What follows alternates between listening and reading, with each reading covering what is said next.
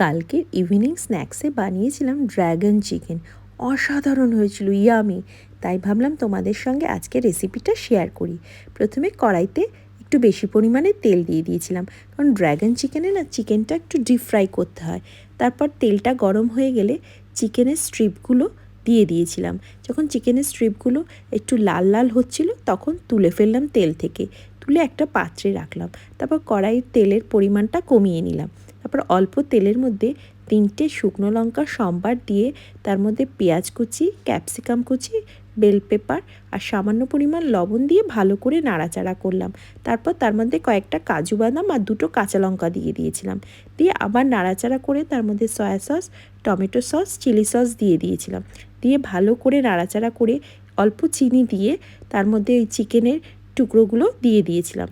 চিকেনের টুকরোগুলো যেহেতু ডিপ ফ্রাই করেছিলাম না, একটু শক্ত ছিল, সেই জন্য অল্প একটু গরম জল দিয়ে চিকেনগুলোকে সেদ্ধ করতে দিলাম। তারপর জলটাও শুকিয়ে গেল, চিকেনটাও সেদ্ধ হয়ে গেল।